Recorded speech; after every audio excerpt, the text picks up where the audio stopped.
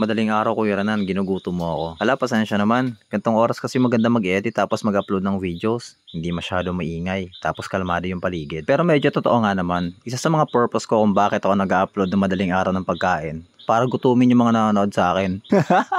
Sinasadya ko talaga yun. Sorry na kasi, di ba?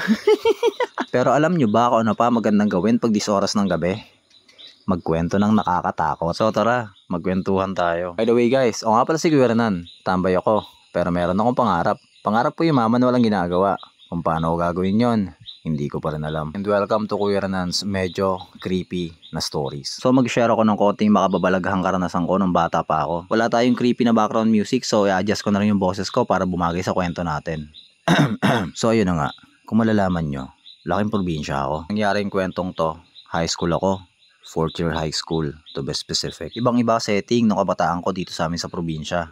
Konti pa lang ang mga bahay, hindi pa ganun karami yung mga streetlight. Masyadong tahimik. At isa sa mga naaalala ko nun, alas 8 pa lang ng gabi, halos wala ng tao sa labas. Especially yung mga bata tapos kabataan katulad ko.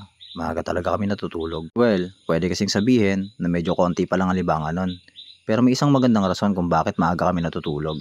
Dahil yon sa mga kababalaghan nangyayari dito sa amin sa lugar namin sa probinsya, pagsapit ng dilim. Pero habang tumatanda ako, may mga pagkakataon talagang hindi maiwasan. Nagabihin ako sa pag-uwi. At isa doon, nangyari nung 4th year high school ako. Sumali kami noon sa dance competition, inter-high school. The night before the competition, nag-practice pa kami na last practice. Tapos, naghanap na rin ako ng may hiraman ng sapatos na kulay puti para sa costume namin. Medyo nahirapan ako maghanap na may hiraman, kaya inabot ako ng alas 10 ng gabi. At noong mga panahong yon, hindi pa naman uso yung may motor, kaya naglakad lang ako pa uwi. Medyo malapit lang naman sana yung bahay namin, mga 1 kilometro lang. Pero yun na nga, dahil 10 oras na ng gabi, wala nang katao-tao sa labas. At medyo mangilan-ngilan lang yung mga street light. Sa 1 kilometrong lalakarin ko pa uwi, nasa every 100 to 150 meters lang yung may street light.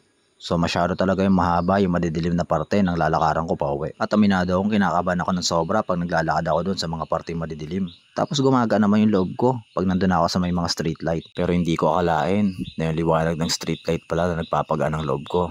Yun din pala yung magpapakita sa akin ng isa sa mga pinaka nakakatakot yung karanasan ng bata pa ako. Nung parting nasa kalahating kilometro na ako nang nilalakad ko pa uwi, meron akong madadaan ng isang palayan na hindi na tinatamnan kasi nagka-issue raw.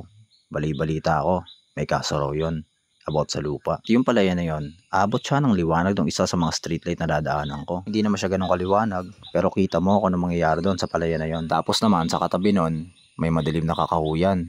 Tapos may bakod na kawayan, parang boundary ng lupa. Ang parte ng kakahuyan, madilim talaga. Habang naglalakad ako, napasulip ako doon sa may parte ng palayan.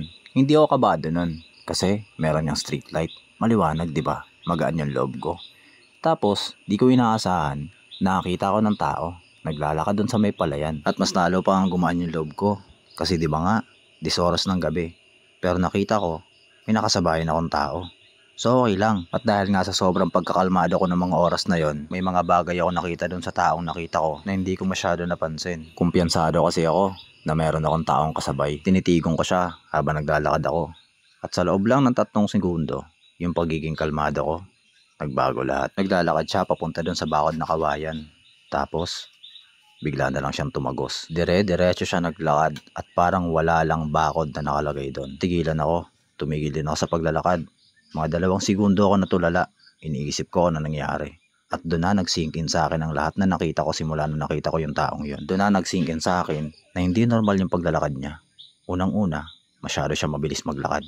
Pangalawa, 2 kamay niya lang ang gumagalaw. Yung 2 niyang paa, magkadikit lang.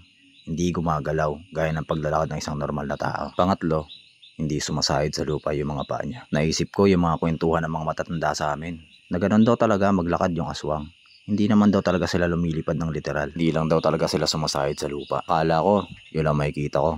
Nasa 5 segundo akong tulala doon. Tapos, biglang nagtahulan yung mga aso doon sa may kakahuyan. Kasi mayroong bahay doon. At mga 20 metros sa unahan ng dadaanan ko, biglang may lumabas na napakalaking aso.